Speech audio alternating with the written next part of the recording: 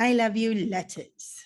Gurudev's written this amazing book, which, as I mentioned last class, he didn't intend for it to become a book, but it has. And there's a lot of reflections in this book that are also from The Art of Loving by Eric Forum.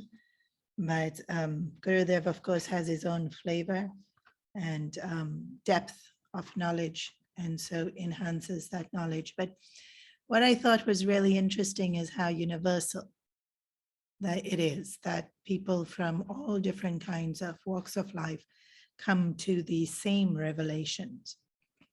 And even today, you know, we have so many YouTube channels and people talking on different aspects, and then again, books being written. And so often people will tell me, it's all Vedanta. Everything they're saying is Vedanta. Because when we come to truth, truth has to be the same, right? That's the very meaning of truth, that it doesn't change and it's not relative and it's not fluctuating. It is. And holds true for all time, for all people. And so love is such a thing, because love is so universal. It's so innately a part of our lives. Understanding of love is definitely something that people agree on, appreciate, relate to. And so we saw in the first class that love isn't something that can be learned. And this is one of those moments that really made a huge impact on me. Love is something that we can learn. We don't, and I think that was your homework, right? Yeah, it was. Are you willing to change? You had to think about that. So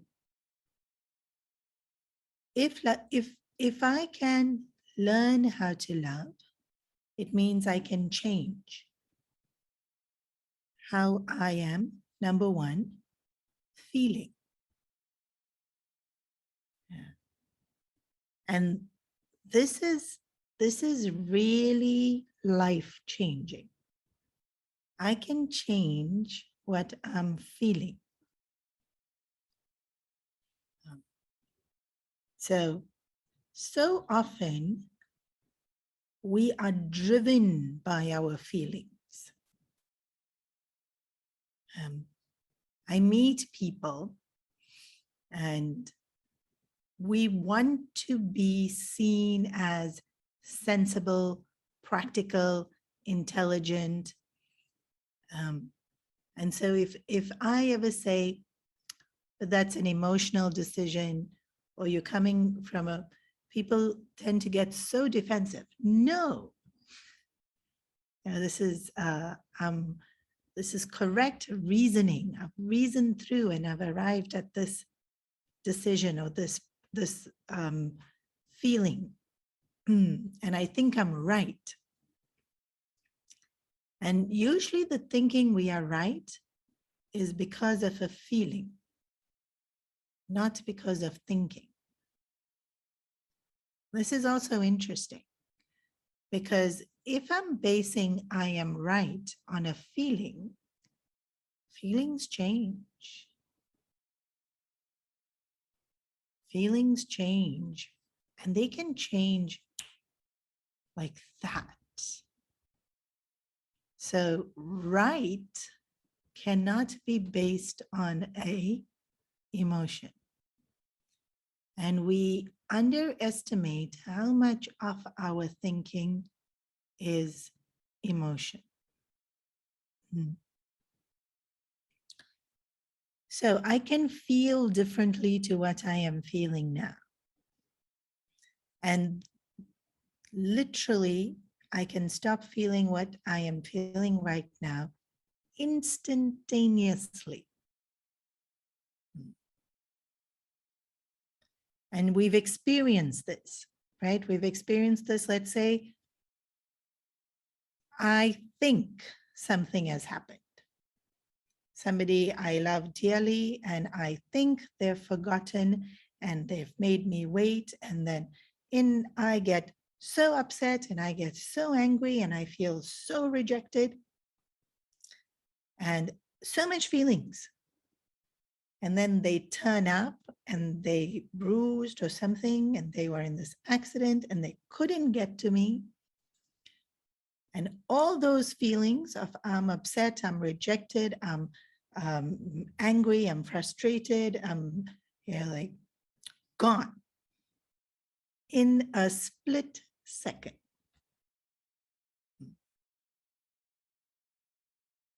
And the opposite is also true. I can be so happy, I can be so loving, I can be so delighted to be in that moment. And that person says 2 words.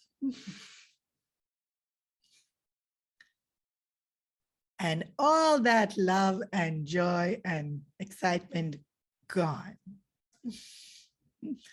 to be replaced with defensiveness and annoyance and anger. It can change like this. What we are feeling can change so quickly. So we've already experienced that it can change. What we don't necessarily realize is we can consciously change it that instantaneously.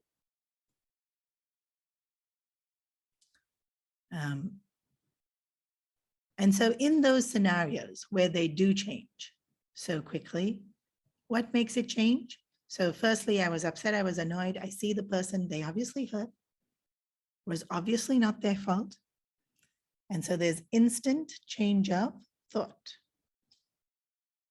which leads to the ripple effect on the emotion. Same when I was very happy and they said 2 words and the thoughts changed.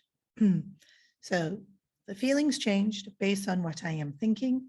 And so if I'm going to consciously change what I am feeling, I have to consciously know what I'm thinking and the kind of thoughts that lead to that feeling. And feelings are interesting because they come and they go, and they come and they go, but also they have very definite triggers. So if you're feeling something, chances are it got triggered. Of course, emotions come and go a little bit whimsically also, but more often than not, there's a trigger. And when I understand the trigger, I can change it. I can defuse. So now, sometimes enemy number 1, somebody I really, really dislike. So anybody says their name, trigger. Immediately, I go into anger. I go into defensiveness. I go into irritation. I go into, it's almost like it's a bomb, right? That's the password. That person's name is the password. Poosh, bomb explodes. You can get bomb squat in, undo the wire, deconstruct the bomb. So now the person's name is said and there's no connection. So there's no explosion. How cool is that? And you're thinking that's not possible? I assure you, it's possible. I speak not from theory, I speak from doing it. It is possible. Can defuse bomb. That huge reaction we can defuse. And that's why it is imperative that we understand I can change. You might have heard this 2 million, 300,052 times, but you might not have understood it. I can change completely, not marginally. I can change completely. And that's the point here. I can learn how to love more. I can learn to forgive, which is very much a part of loving. Okay, so this was the paragraph, right? So in this understanding of I can learn to love, actually, it would be so nice if I were just learning one thing. I have to learn to love. Duh. How long will that take? A week or two? Not quite. Because it is said, if I love just one person completely, unconditionally, I get moksha.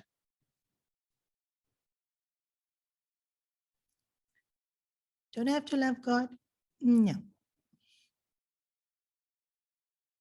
Any one person, if I love them completely,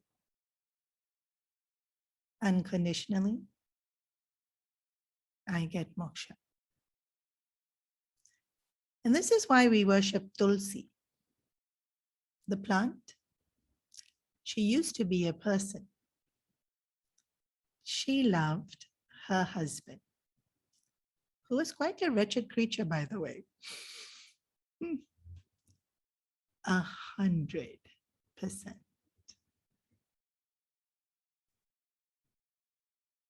And the story is a little complicated.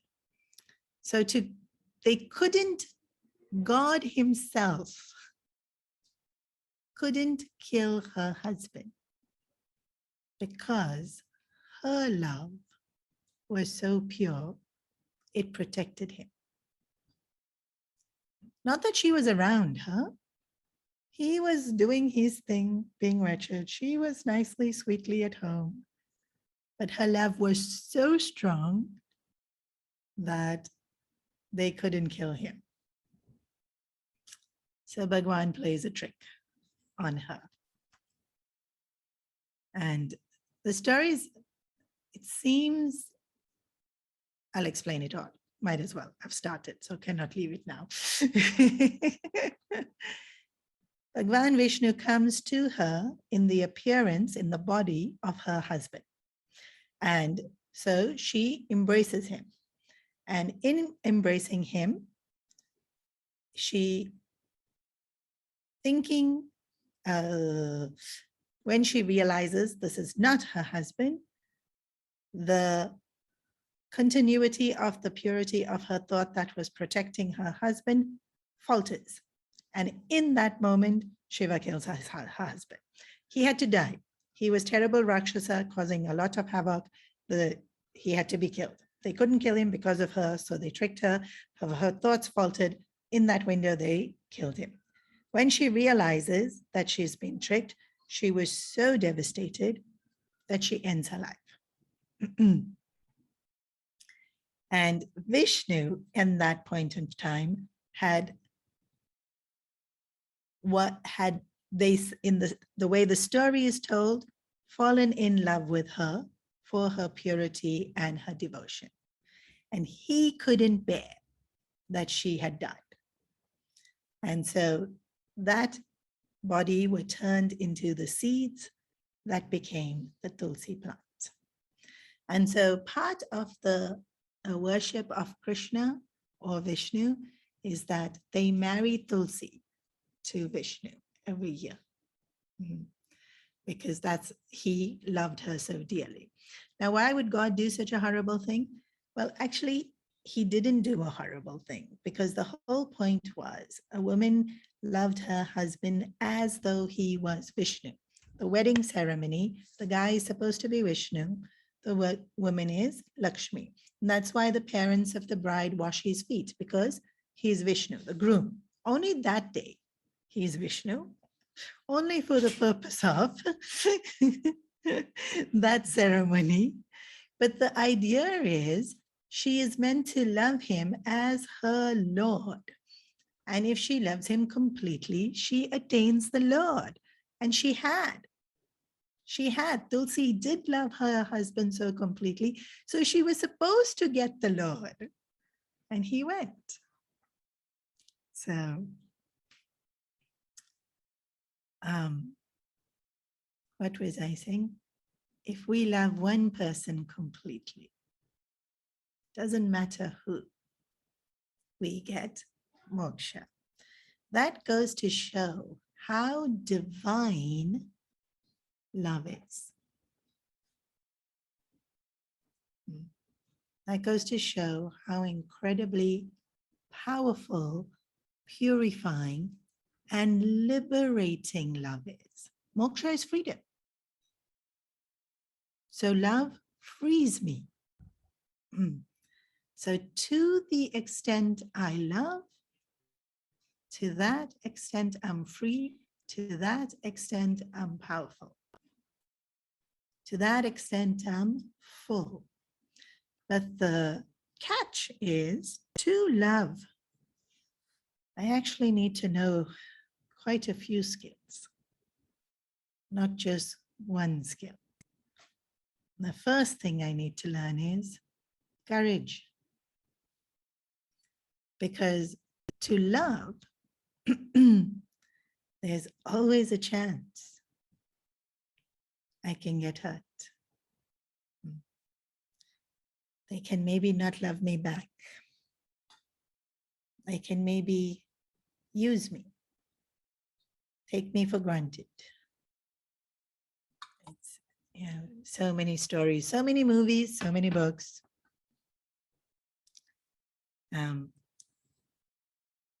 so, if I don't know who said this, but the heart is the only equipment that can work when it's broken.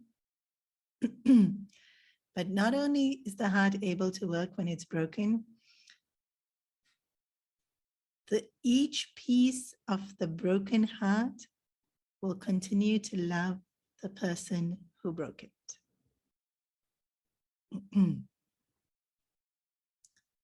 This is also true. You might say, no, somebody breaks my heart, I hate them, I'm angry with them. No, not possible.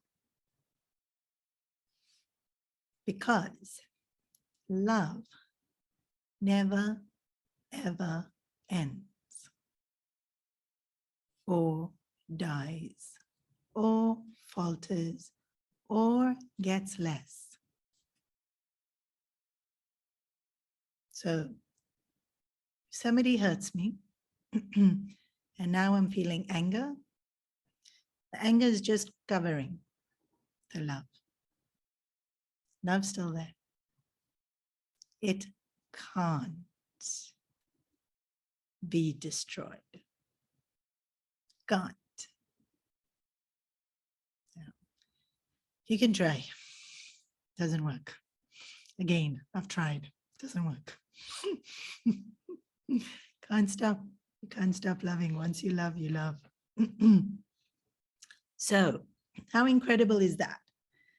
That when somebody breaks your heart, each of the broken pieces will continue to love. And it's because they do that we heal.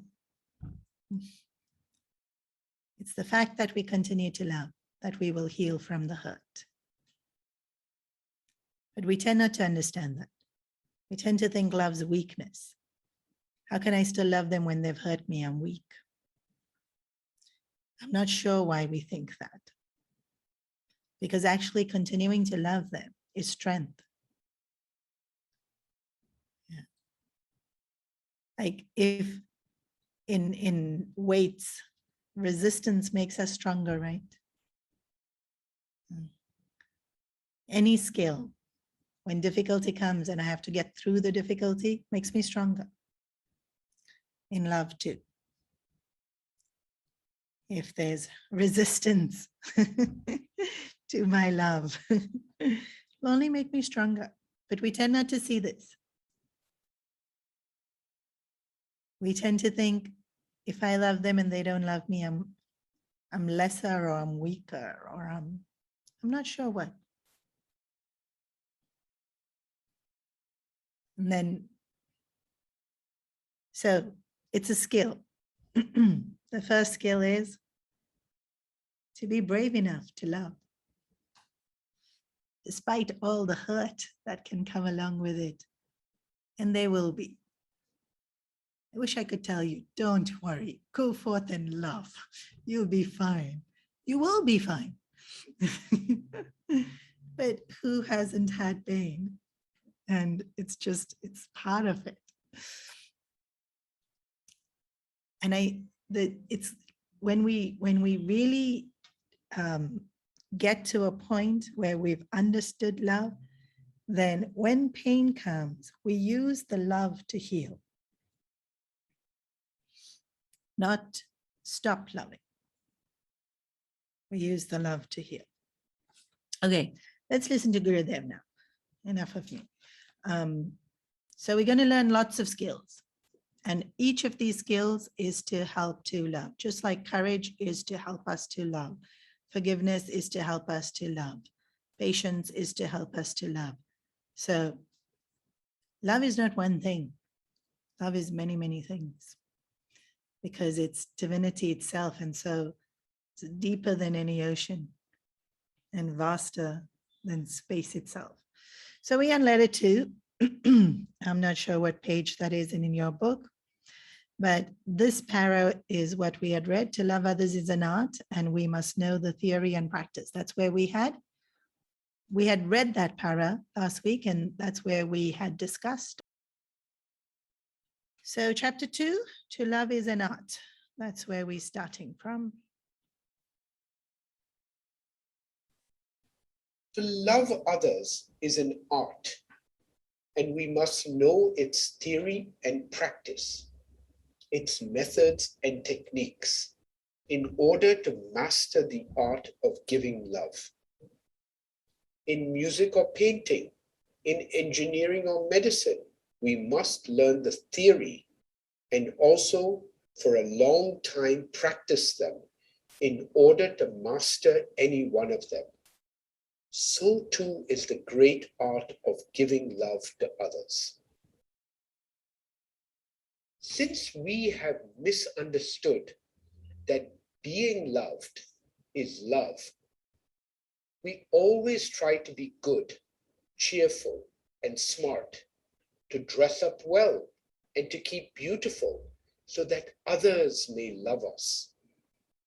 In the world, this anxiety to be loved by others makes men run to gain power, wealth, status, position, to undertake daring adventures, and even to perpetrate inhuman cruelties. They believe that these may bring to them love from others. In love, the problem is not whom to love, but it is of how to love. Love is an ability, a capacity in our minds, which is to be systematically cultivated. Once the faculty of love has developed, thereafter, we have the total freedom to love, and any situation is a fertile field for the cultivation of our love. We really don't know how to love. Our love is disgustingly commercial. We barter away our love for an object or a being, for the benefit or the joy we might get out of the center of our love. Naturally, in such a relationship, the laws of exchange that govern commodities in a market will come to play. The law of supply and demand.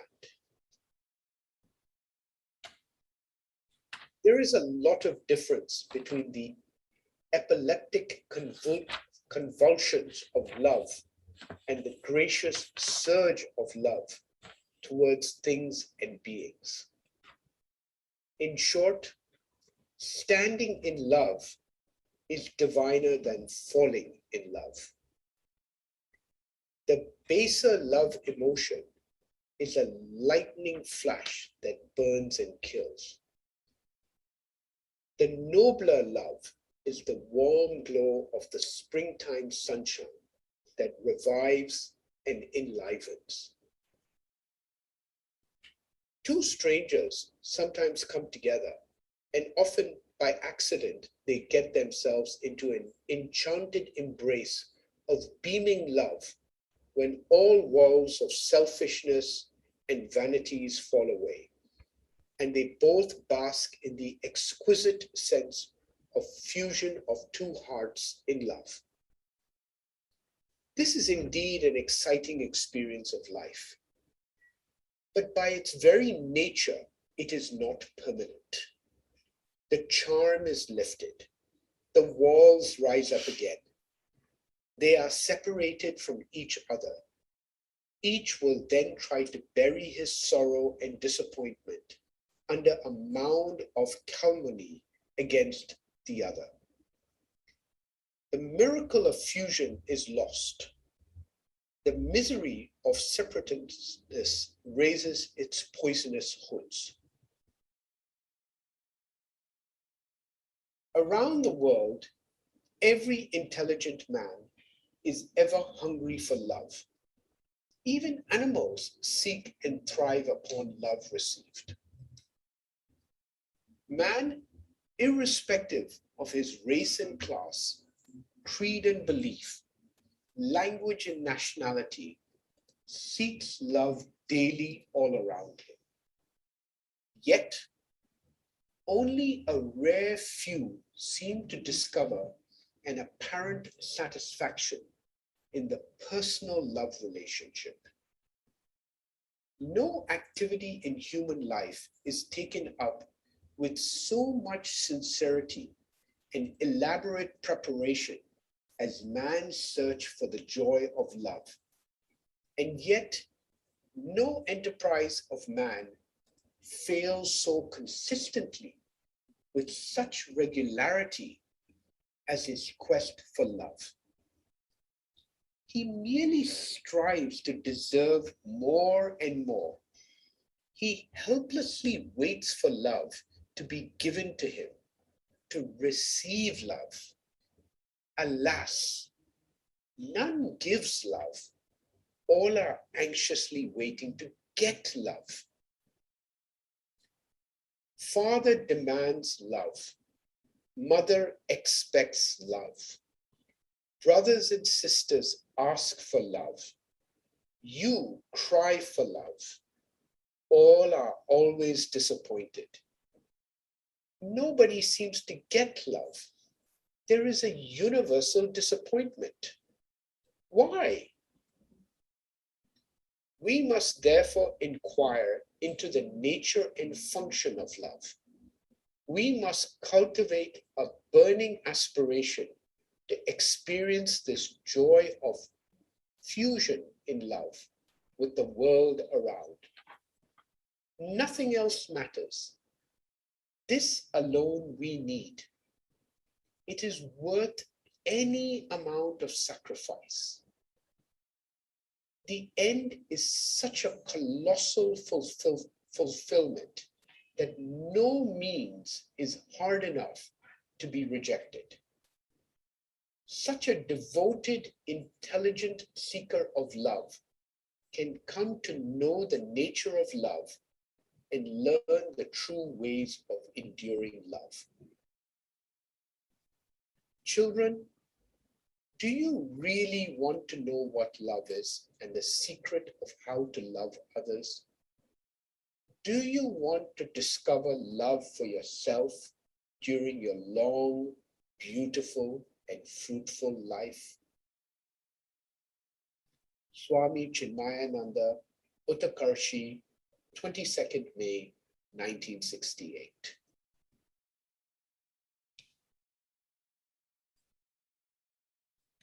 Okay, so there's actually quite a few points in there. This is why we usually tend to do I love you letters as a discussion group text more than a me talking, you listening kind of text, because different points might have struck each one of you and had a different kind of impact on each one of you. Okay, but I know nobody's going to talk, so I'll talk.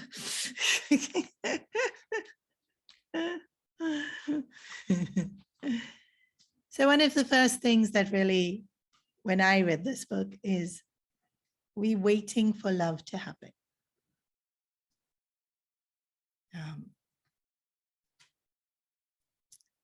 Also, I read it when I was much younger. I was what, 20 when I read this book? And at that age, we are waiting for love. We think we'll meet this one amazing person. But not that it's a romantic waiting for love. We tend to, sometimes even with our family, we tend to just hope that one day they'll wake up and they'll realize how amazing I am, and they just didn't notice this whole time. Like, one day they'll figure it out. we waiting for them to realize that they love us, or not quite sure what it is sometimes we waiting for. We also not sure what we waiting for, but we definitely not doing anything, right? We want it. We want to be loved. We want happy, harmonious family. We want enriching relationships. We want loyal, trustworthy friends. We want empowering work environment. We definitely want all these things. But if we're not working towards it, then we are just waiting.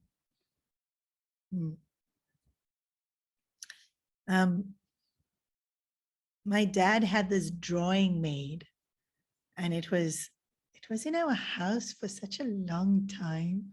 It was such an unusual drawing. So it was like a sketch, like a cartoon sketch.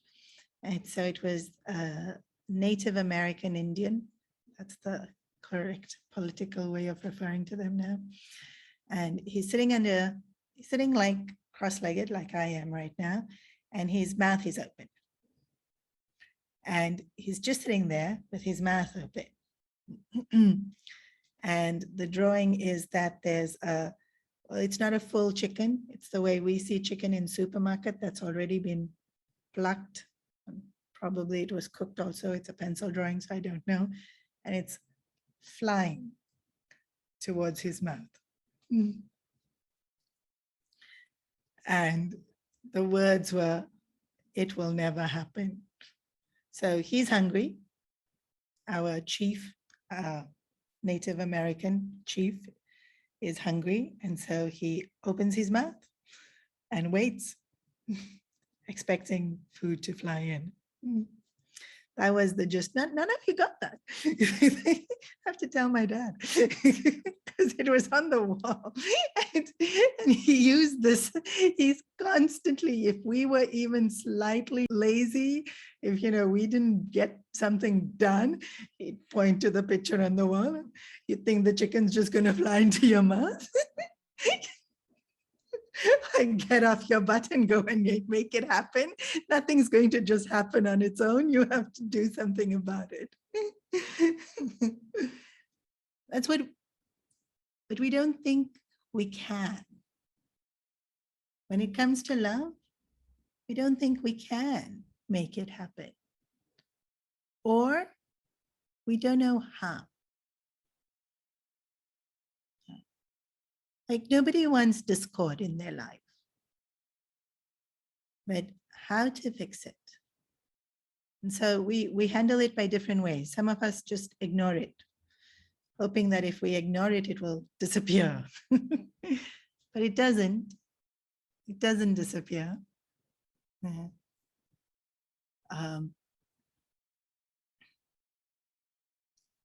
And some of us, we continue to do whatever it is we've been doing, hoping that one day they will miraculously change. But the idea here is actually, I have to change. And maybe I don't have to change my personality. I just have to change in understanding what it is that I'm doing and why.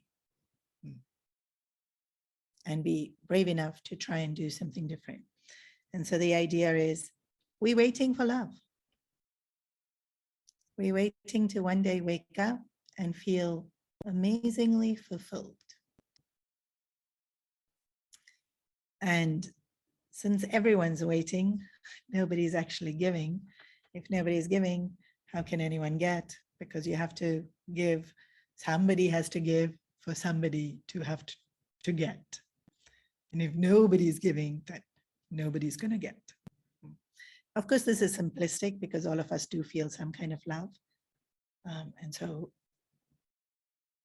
but remember, it's not the love that makes me think, I could die this moment and I'd be fine. Because I've loved enough and I've been loved enough. We usually have a few loose ends that we need to tie up. So this waiting,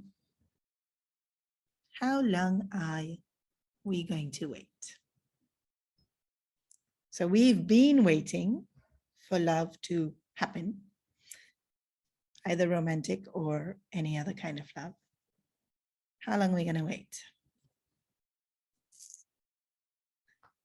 Because we can wait our whole lives. There are people who have many. Actually, it's quite sad how many have waited their whole life. And then the other thing, another point that's very beautifully made in this chapter is, in our waiting, as part of our waiting, we think, no, we're putting in effort. But the effort we're putting in is to groom ourselves to receive that love. And so this can be quite elaborate, how we groom ourselves. The physical grooming of ourselves is, wow.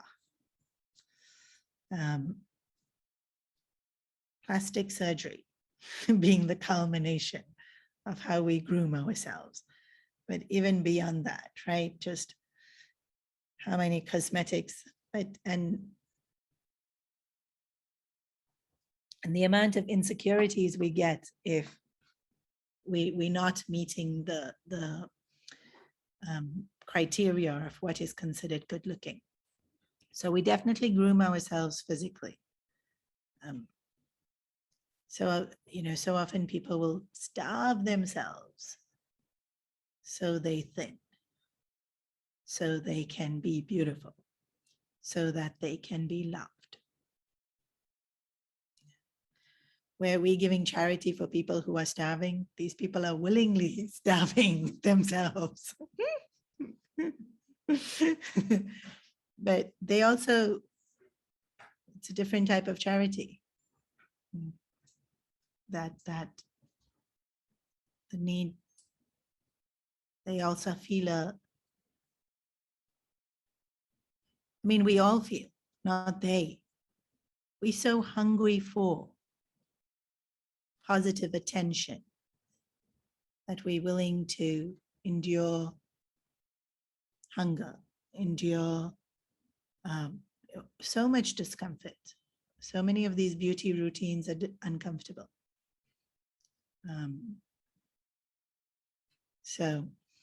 But then we don't groom ourselves physically alone. Of course, a lot of attention on physical, especially thanks to Instagram. so much emphasis on physical, right? And then it's the actual physical body, but it's also how we dress the physical body. But then we groom ourselves in the degrees and our careers. We groom ourselves through bank accounts and joining clubs, and our personalities and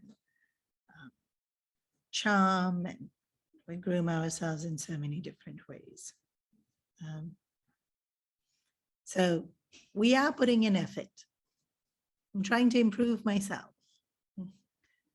Why am I trying to improve myself? So people like me. So I fit in. So I can get love. I'm already putting in effort. And really we do. Genuinely. People very sincerely work on themselves. And not just physically. You know, people, they've read so many self-help books. They've attended courses. There's immense sincerity in wanting to improve. And this is why knowledge is so powerful. That same sincerity of wanting to improve, if we channel it, into loving the other, and not so the improvement of myself is my ability to love the other, rather than the improvement of myself is I look better, I sound more intelligent, I have more, whatever it is, money, degrees, know-how, talent, skills. And so, yes, I am better as I develop at all layers of my personality. But the thing that's going to really bring what I want into my life is when that effort is put forth in me giving, rather than me waiting to get. And so this is instantaneous, the change that it brings into our lives. The moment I start giving, I change and things change. And so all of us do have some successful relationships in our lives. Of course we do, because this is another truth. If we didn't have love, we'd drop dead. And I am not exaggerating. This is not poetic. We literally will die if we have no love in our lives. So obviously we all have, we all hear. So if we think about the relationships that we have, that we would consider to be our good relationships, what worked? What's working? And maybe we don't have that awareness to see it. And so here it's being told to us, it's because you give. That relationship works because you give. They give back too, maybe.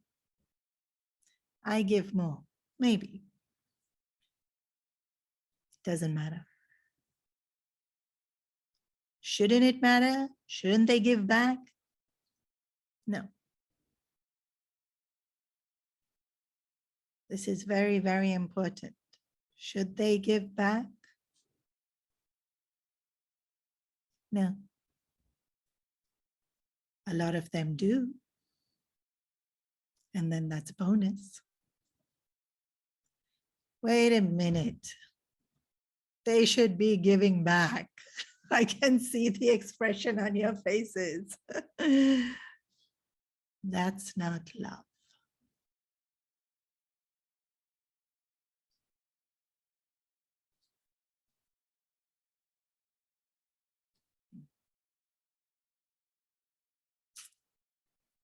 When I really love, I don't even want anything back. And I'll give you an example of this to give you proof that what I'm saying is true, because otherwise some of you are going to think that's too idealistic. If you were a parent, when your kid was born, they just this little wrinkly, squished up thing. Apparently cute, but not yet. They only get cute at 6 months.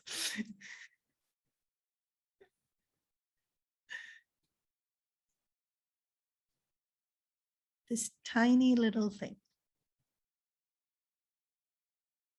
You would have had the feeling that you want to give them the world.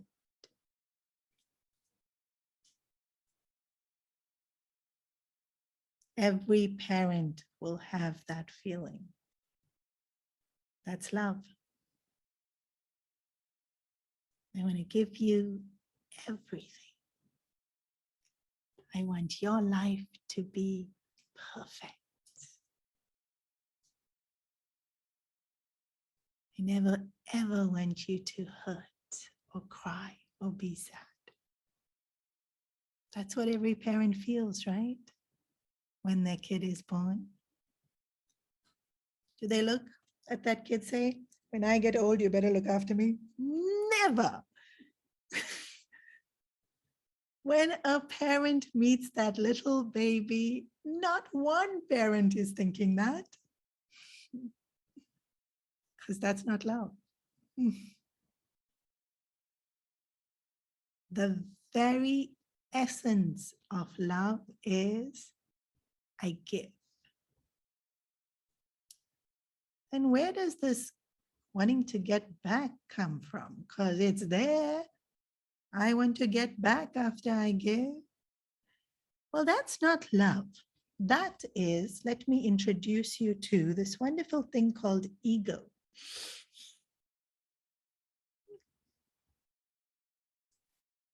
Ego is this entity in us that is a boundary that we create, that this is me. So in the beginning, there was Om and only Om.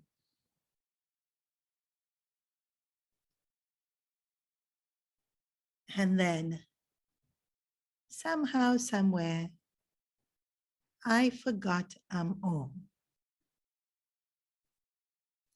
Why did I do that? How did that happen? It's a very long story. For now, let's just say I forgot.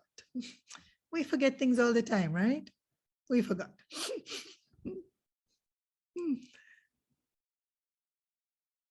Since I forgot I'm Om, I thought, oh my gosh, who am I? It's very unnerving not to know who we are. So we just make it up. I'm this body, I'm this emotions, I'm these thoughts, I'm this personality. Is it true? No.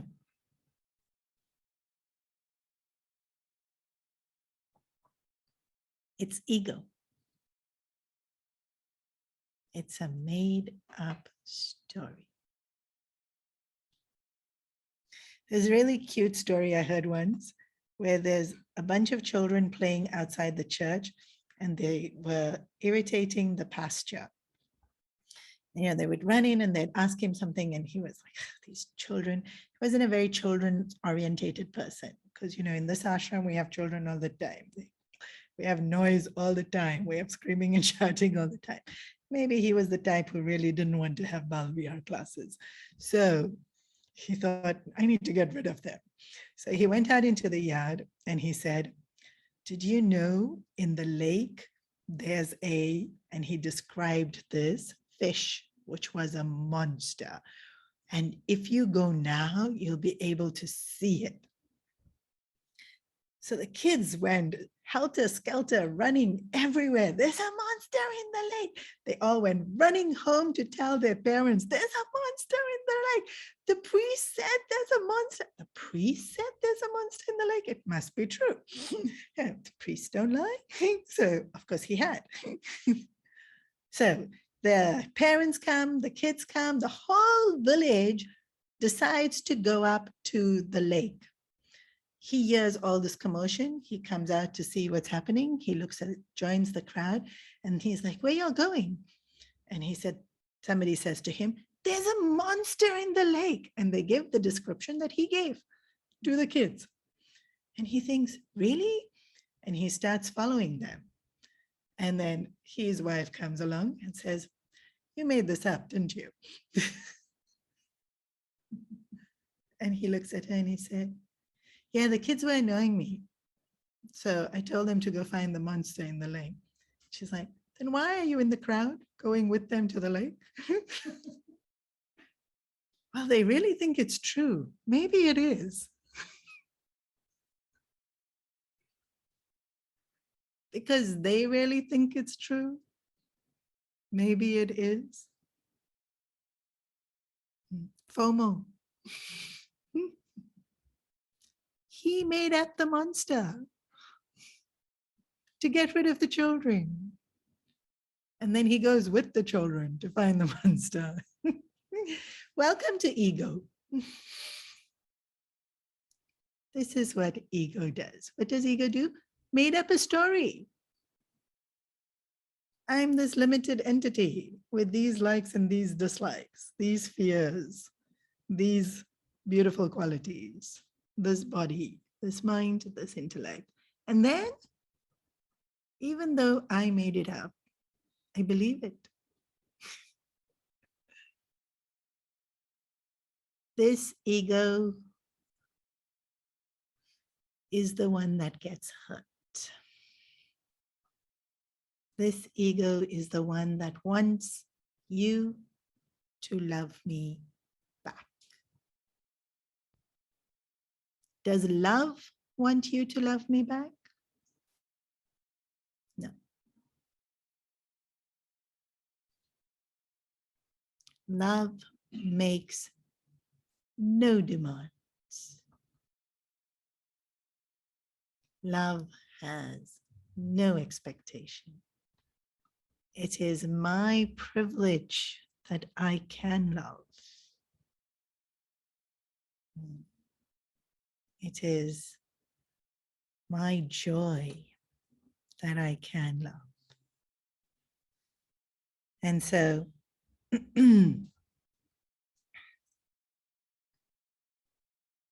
there's a part of us that will love because we are divine and love is our nature.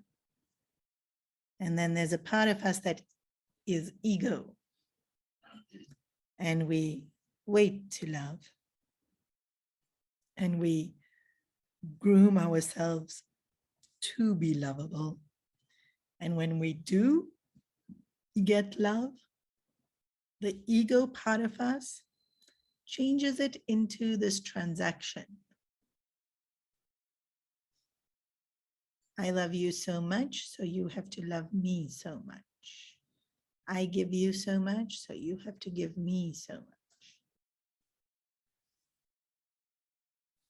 And that's what Gurudev's referring to as this barter system. I'll only be nice to you if you are nice to me. And if you've hurt me, I will no longer be nice to you.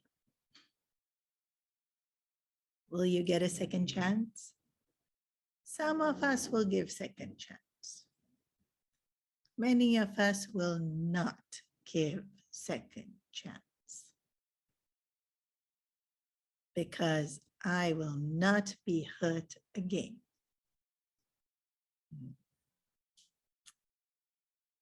So,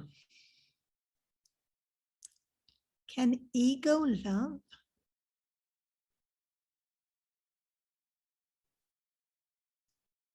You'll have to answer. Can ego love?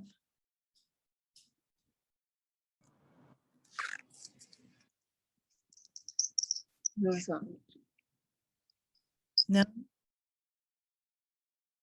Anyone for yes? Many silences, many no's. Anyone for yes? Why can't ego love?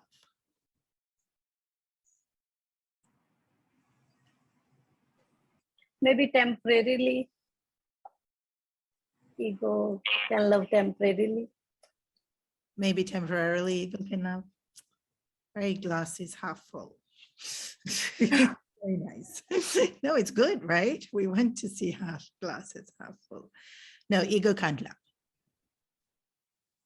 Why can't ego love?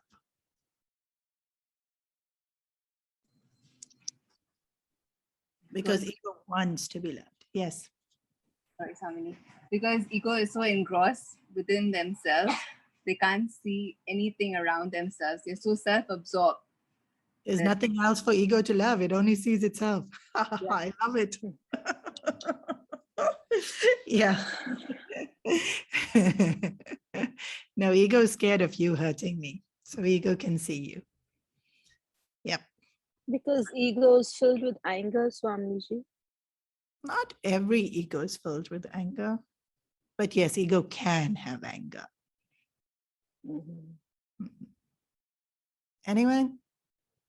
Who's going to be my genius of the day? Ego can't love because it wants. Ego is self-absorbed are both correct answers. Anger prevents us from loving. Actually, anger hides love from us more than, and it prevents us from loving.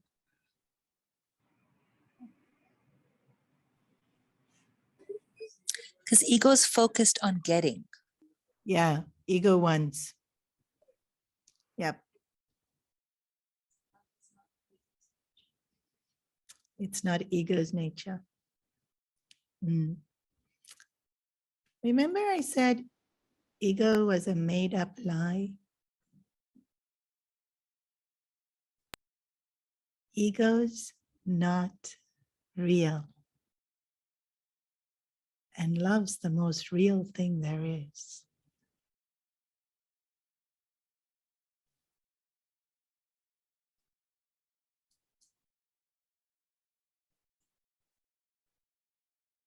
Ego can't love because it's not real.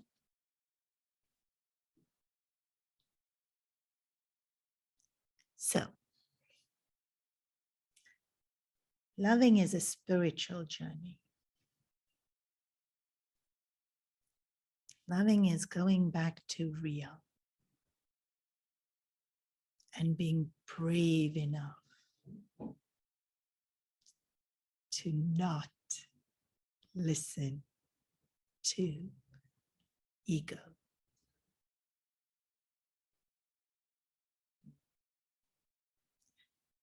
Which one are you listening to? Is this week's homework.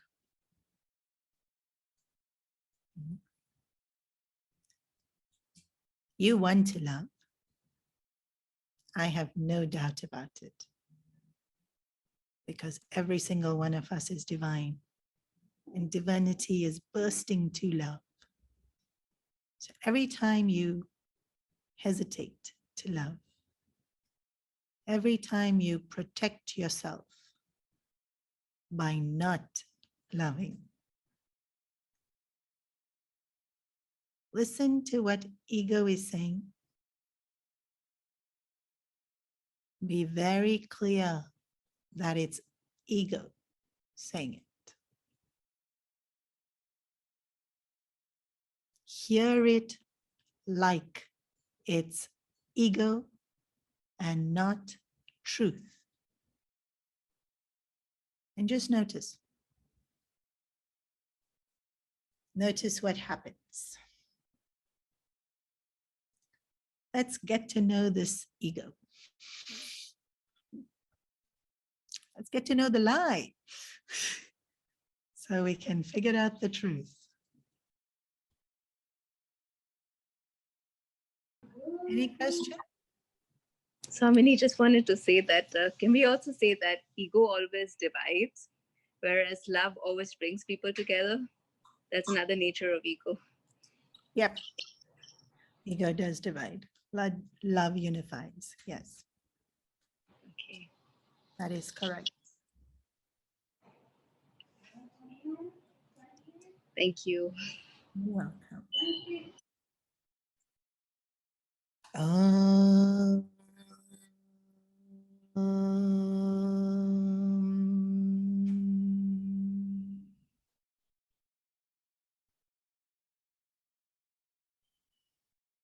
Sarve bhavantu sukhinah, sarve santu niramaya, sarve bhadrani pashyantu, ma kaschit dukhabhag bhave, asato ma satkamaya, tamaso ma jyotirgamaya, mrityorma amritam gamaya. Om Purnamada Purnamidam Purnat Purnamudachyate Purnasya Purnamadaya Purnameva Vashishyate. Om Shanti Shanti Shanti. Harihi Om Shri Gurubhyo Namaha. Harihi Om